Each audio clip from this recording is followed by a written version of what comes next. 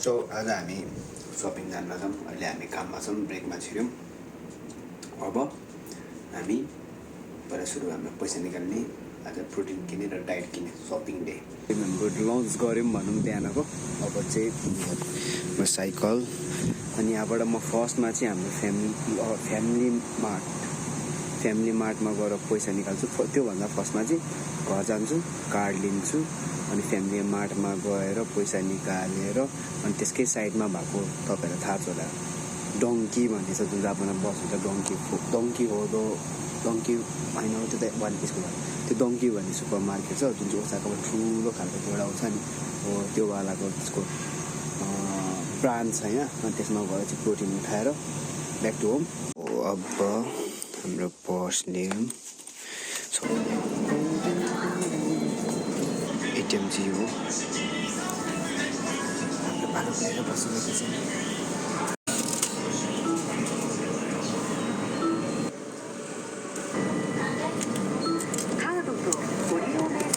So डोङ्की चाहिँ ऊ त्यहाँ छ भने होइन, अनि यहीँ छ क्या लसन फ्यामिली मार्ट। अनि पैसा निकाल्न पनि सजिलो हुन्छ। यहाँ पैसा निकाल्ने त्यहाँ गएर प्रोटिन किने, अब त्यहाँ गएर प्रोटिन किने। सो हामी आइसक्यौँ। अब हामी छिरौँ भित्र प्रोटिन किन्नु। यहाँ मैले धेरैचोटि आइसकेँ कि एभ्री टाइम मलाई सबै कुरो थाहा छ यो प्रोटिन कहाँनिर छ भनेर पनि। सो यसको यो साइड चाहिँ होइन ब्युटी प्रडक्टहरू, तर हामी यसलाई केही पनि हेर्दैन। हामी सिधै जान्छौँ। मलाई खास यो पाइन्ट किन्न मन थियो क्या, एउटा यो ब्ल्याक खाले जिआइगीको होला। म चाहिँ खाइराख्ने प्रोटिन चाहिँ 6000 को रेन्जमा पर्छ। अनि त्यो नाम के पो छ, जीबाट आउँछ, जिगन के भन्ने छ प्रोटिन। अब एउटा कुरा चाहिँ राम्रो के छ भन्दाखेरि यहाँनिर हामीले खोजेको कुरा चाहिँ सेक्सन बाई सेक्सन हुन्छ क्या। जस्तो मैले यो चड्डी बनियानको छु होइन, अनि त्यसै त्यहाँ सर्टहरू छ, बेल्टहरू, ब्यागहरू त्यसमा छ, क्यापहरूको सेक्सन, अनि प्रोटिन हेरेर त्यहाँ। सो मैले खाने प्रोटिन चाहिँ यो हो। यसको स्ट्रबेरी ट्राई गर्छु। ओके यसको नाम के थियो,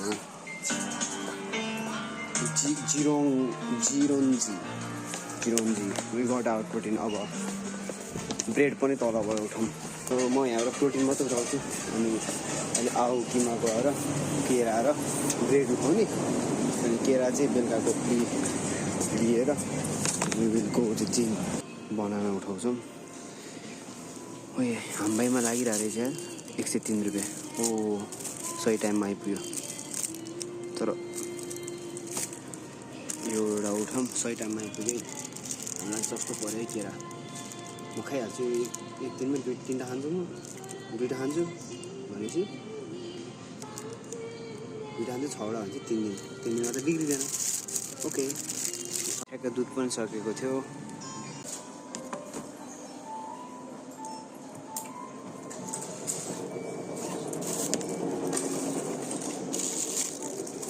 सो भिडी छौँ होइन। सो अब टकिङ अबाउट अब आजको अलिकति सपिङको कुरा गर्ने हो भने चाहिँ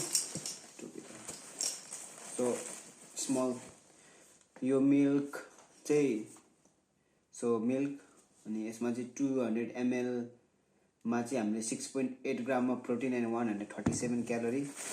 एन्ड वी गट ब्रेड, अनि वी गट बनानाज त्यो पनि डिस्काउन्टमा।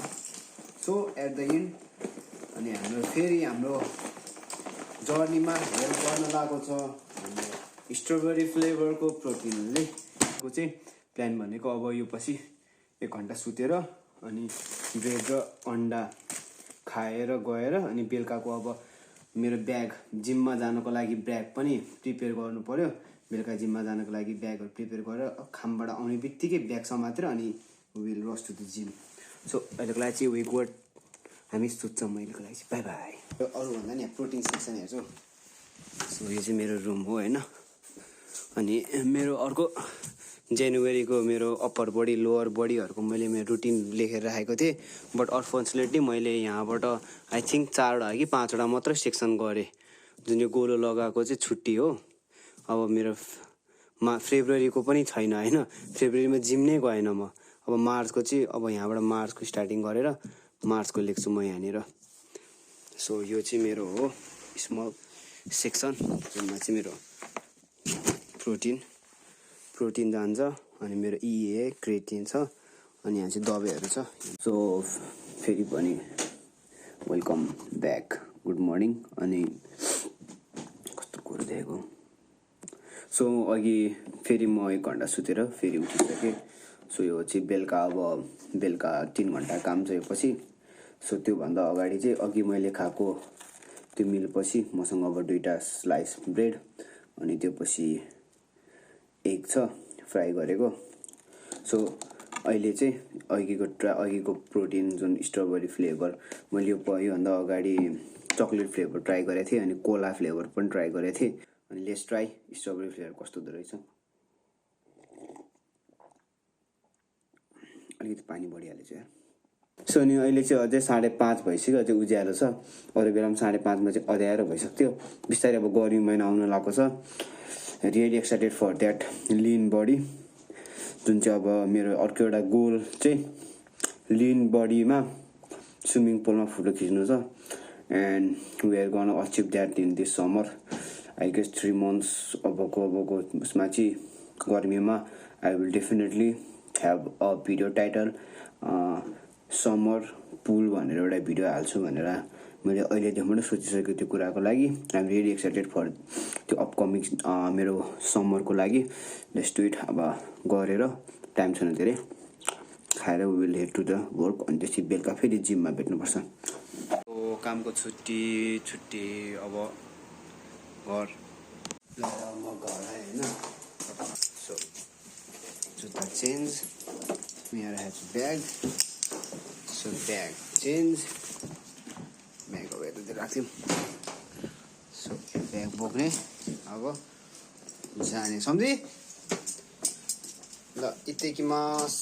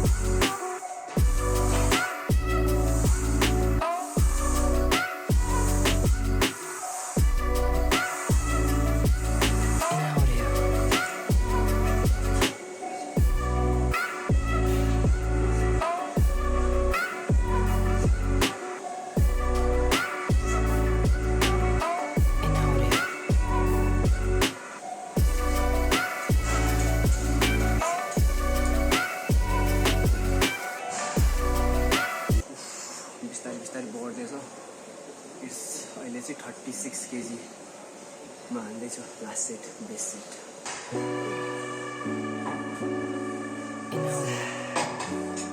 अहिले चाहिँ मैले मेरो लेग डेहरूमा चाहिँ अब फेरि रिकभरी फेजमा बिस्तारै आउँदैछ नि त। सो आइ एम एडिङ यो हिप एडप्टर जुन चाहिँ इनर साइडको जुन लेग हुन्छ नि भित्रपट्टिको लेग जुन चाहिँ मेरो अलिकति विक छ अनि सो मैले काप्स भन्दा अलिकति काप्स चाहिँ अब त्यसभरि काम बस्दाखेरि उभिँदाखेरि दुख्छ नि त भन्नुको लागि पनि। सो यसमा चाहिँ म लेग 2टा डे हुन्छ भने एउटा डेमा चाहिँ हान्छु एउटा डेमा चाहिँ हान्दिनँ। सो त्यसको एक्सचेन्जमा चाहिँ मैले एब्डक्टरलाई चेन्ज गर्न लागेको छु। सो यो जब मैले अहिले 18 kg हान्दा छु बट 12 लेग पुग्नलाई मलाई पसिना छुटिरहेको छ क्या। So finish exercise, let's go home. र अब लास्ट मिल छ सावा फिस 100 ग्राम, अहिले चाहिँ जोगेको छैन, र हाम्रो सम्झिलो बनाएको तरकारी र भात र आजको blog. So see you in the next video.